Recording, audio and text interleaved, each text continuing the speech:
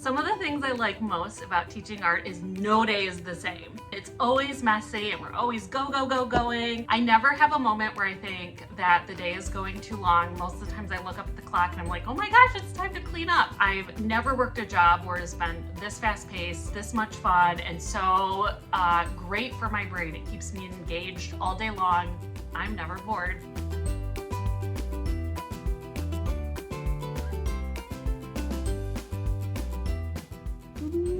Coco, hi. This is always the busiest part of my day. Getting the girls ready, getting myself ready, and out the door so we can be at school. I like to be there about 45 minutes before school starts. Okay, I'm done in the bathroom, so I'm gonna let these girls sit and I'm gonna call the girls in here to get ready. We're in the crunch right now. I wanna leave within the next 10 minutes. I'm gonna finish my hair real quick and then go make all of our lunches. Done. Oh my gosh, look, Mr. Hamilton already made my coffee. That is my love language. Hi, and welcome to a realistic day in the life of an art teacher. Feels like a Real Housewives confessional. My ultimate dream. My name is Jennifer Hamilton, and this is my 13th year of teaching visual arts. This is my 5th year at this school, and currently I teach young 5s through 5th graders. I'm really lucky I get to teach at the same school my kids go to. So today I actually have my 3rd grader coming into my classroom to work today. Honestly, it's one of the best perks of my job, and I feel very lucky and blessed to be able to be at this school with my children. If you like this video, please make sure to subscribe to the Art of Ed YouTube channel and make sure you hit the like button if you want to see more videos like this. That's it for me here. I gotta go. I got some setting up to do. Okay, we're here. We're in the school. I'm gonna put on my lipstick to get my day started off right. I love wearing a bright lippy. This is like an extra long wearing kind that lasts all day for all my teaching, all of my beverages. Look at that color. So I don't really eat breakfast. I do put protein powder in my coffee. This morning, Mr. Hamilton did. And this keeps me going until lunchtime. So here's to my protein-filled coffee. Cheers. And then also there's this big guy. Really the star of the show is this giant dinosaur in my classroom.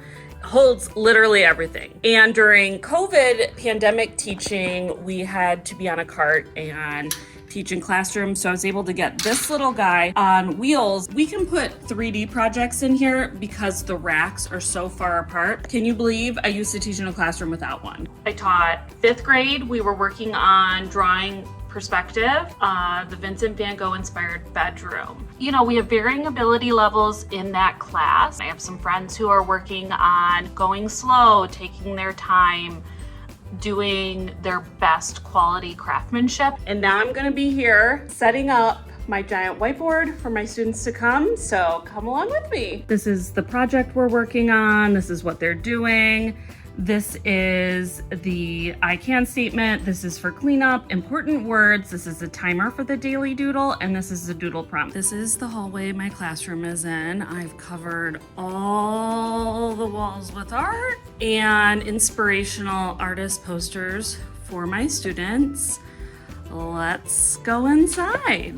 All right, this is my classroom. I love this space. I couldn't be happier here. It's so big, so much room for creating. Some of my favorite areas in my classroom are this area where we store all of our sketchbooks by grade level in class. And of course it's rainbow and alphabetized, and it just makes my type A teacher heart happy. This is my fabulous find.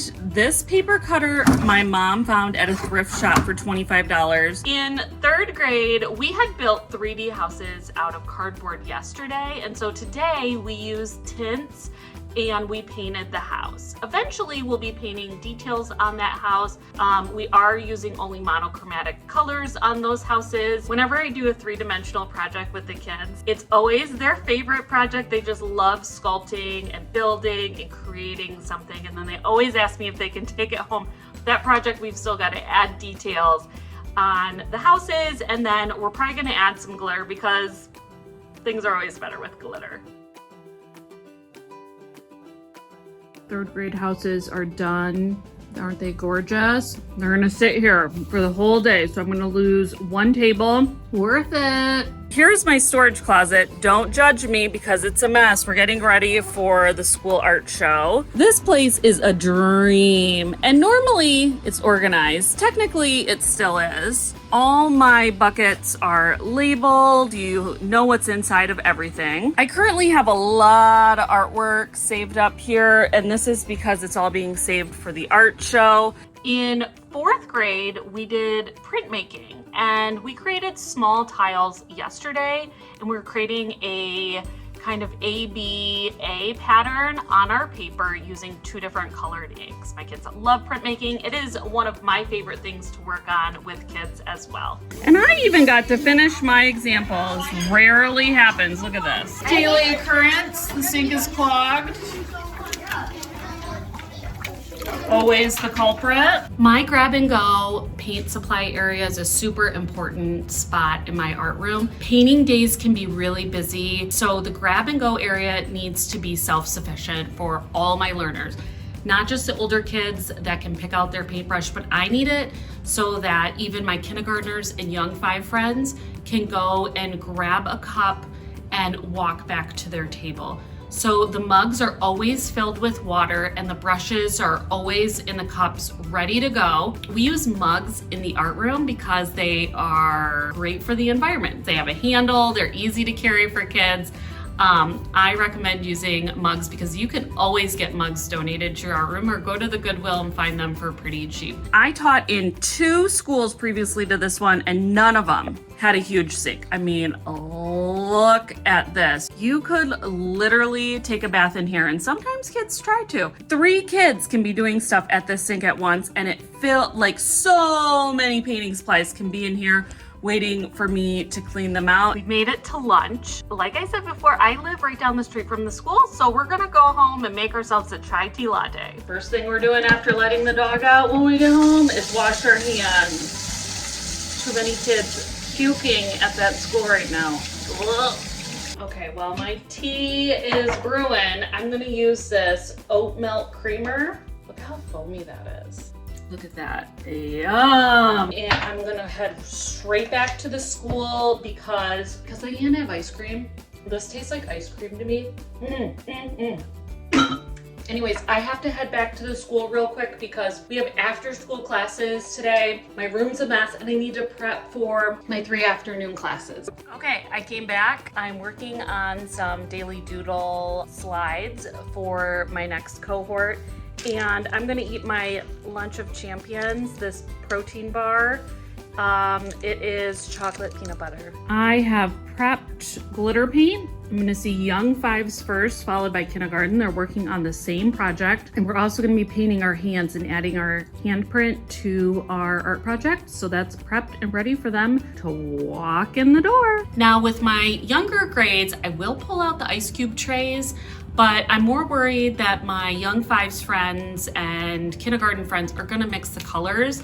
And so a lot of times with them, I will pull out the plastic reusable plates. I have a ton of them. They were very cheap and inexpensive. I distribute the matching color plate to the color table so everybody knows what supplies belong to them. Paper plates can be very expensive, especially if you're painting with 5 classes a day and you need tons of plates. We can clean them off with a scrub brush. This works out super well. You can have kids clean the plates, but sometimes if it's my planning period or the end of the day, I will clean out the plates. They dry up really nice. Overnight, those plates will be dry and you can reuse them over and over and over again. So this afternoon, after my lunch and planning period, young 5s came in and they were working with their painted papers, adding glitter details, and also one-on-one I was working with each student to put their handprint on their paper. I just got the most amazing email. It's made my whole day from Donors Choose, which is a website that helps fund classroom projects. I highly recommend you go there. It's free for teachers to use. I got 2 projects funded today. One is for classroom stools, and the other one is for more new paintbrushes. We can get rid of all of our old paintbrushes we've been using for the past 5 years. It seriously has put a cloud underneath me. I'm gonna make it through the rest of the day. I finished the day up with first grade, and first grade was stamping a circled background onto their paper. They were using monochromatic color schemes. This is gonna be a background for a project we're working on. We made birds based off the artist Anna Blathman. And we'll be cutting those out tomorrow and gluing them onto the background. We're gonna dip it in the paint, and we're going to put it on the paper. Oh my goodness, it's gorgeous over here. Okay, why did I become an art teacher? So I actually started college doing elementary education, and that was my major, and I was so bored. And I ended up dropping it, and I was undecided for a while and found myself in art school. When I graduated from college, I subbed and found myself in an art room and couldn't believe no one in college ever suggested that as a career path for myself. Definitely the art room is the place for me, and it's where I belong. I'm passionate about teaching the visual arts because I do not think as a teacher that traditional learning environments are great for all types of learners, especially busy learners and especially students with IEPs. I don't normally have behavioral problems while all of the students are in my classroom. Very rarely do we have a behavioral problem. And I think it's because we are busy manipulating art supplies. We're using mediums that they don't use in the classroom, and we're up standing around and we're moving around the art room.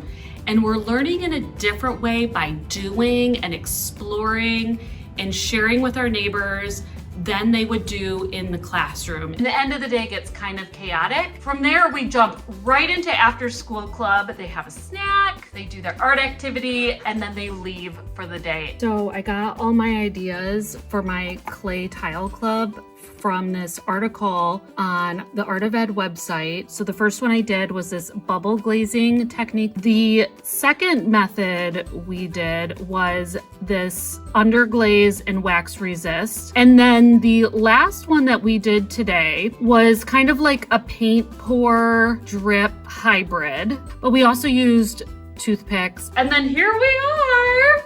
It's just me in the art room, reveling in the silence. I have 5 minutes to clean this up, run home, because up next is dinner. I'm home, I'm in my closet, so I'm gonna throw my hair up, put on some cozy pants, and get to my second shift job. Or is it the third?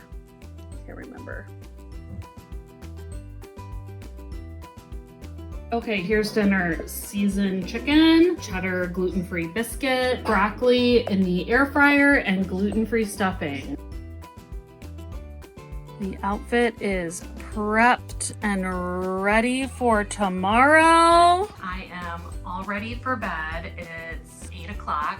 The girlies got ready for bed. So my plan tonight is to unwind, sit here, do some editing of some videos while I catch up on an episode of The Real Housewives, and then I am going to read. I make sure to put on some calming music and wind down and be at peace at the end of the day. You know, as art teachers, we go, go, go, go, go, and we never slow down. And so making these mindful times for myself to just intentionally slow down really helps me to calm down. I hope you liked this day in the life of an art teacher. I really enjoyed spending the day with you. I hope you learned something, you had a great time, maybe even laughed. If you like this video, please go to the Art of Ed's YouTube channel where they have videos like this and also helpful tips and tricks. And of course, if you're an art educator, so many resources available on their website.